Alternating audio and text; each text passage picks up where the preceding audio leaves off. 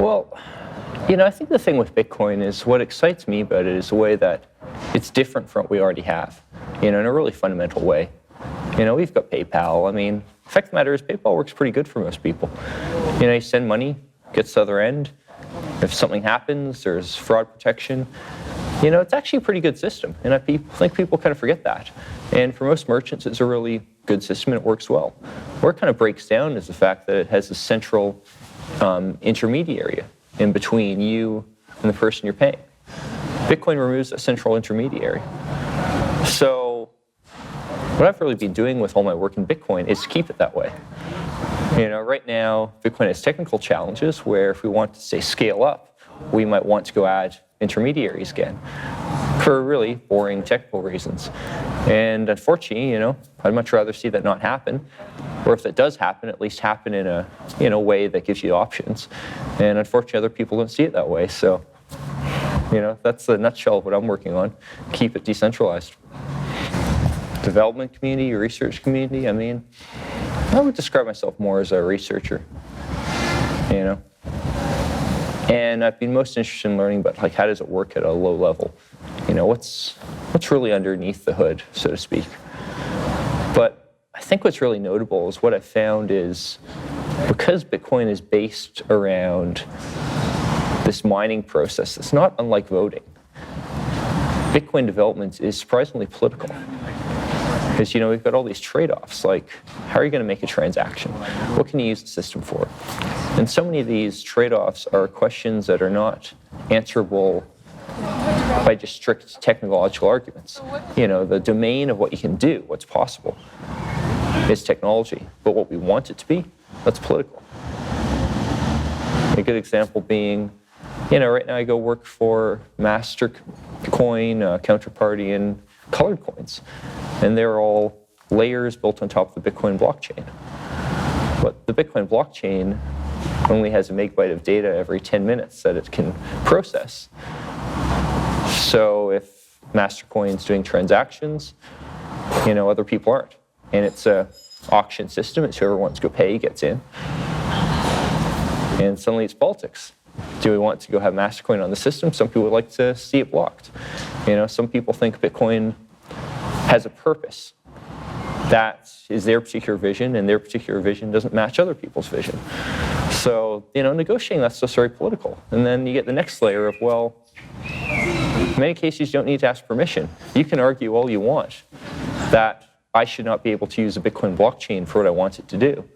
But if you already accept freedom of transaction and the ability to, use Bitcoin without asking for permission, well, I can go use it for a lot of things that you might not like.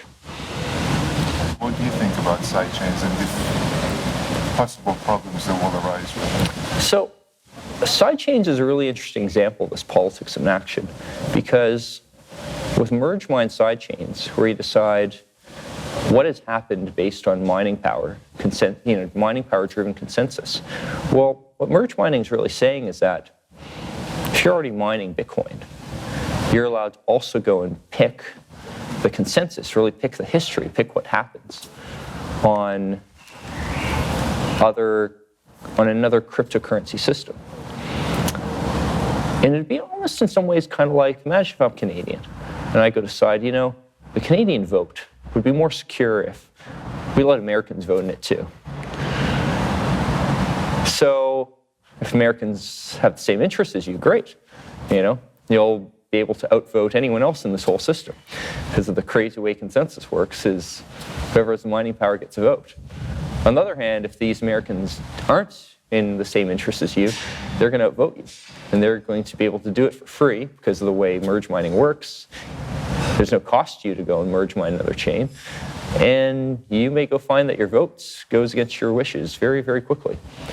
Now, for a pragmatic example, so Zero Cash is an extension to Bitcoin, which allows for truly guaranteed by math anonymous transactions.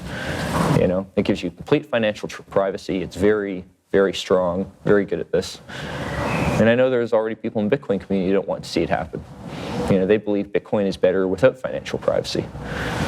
And I can agree and disagree, but if I disagree with that statement, if I believe financial privacy is a good thing, then obviously I want zero cash to survive. Well, if I want zero cash to survive, should I give people who don't want zero cash to survive a vote at no cost to them? I'm probably going to say no. Well, what's the technical outcome of that? Well, I implement zero cash on top of the Bitcoin blockchain in such a way that it's hard to block, or maybe impossible to block. And right there you have a big political fight. Yeah, so I said with regard to stealth addresses that, often people don't understand the implications of math developments later, until much later. And that's a perfect case of point where with stealth addresses, the basic math to make them possible, the idea of having this elliptic curve, Diffie-Hellman, handshake, and so on, we understood that probably 2.5 years ago. But the need for it, the bigger picture of how you would use it, we kind of forgot that. And I think it's a good example of how often with these technologies, you really have to deploy them, implement them, and then watch for feedback. Watch how people use it. Because without that real-world usage, you don't really see where you can improve. You don't see where you can make use of all this theory. It's like the academics are giving you options, but what options do you want to use? It's a good question.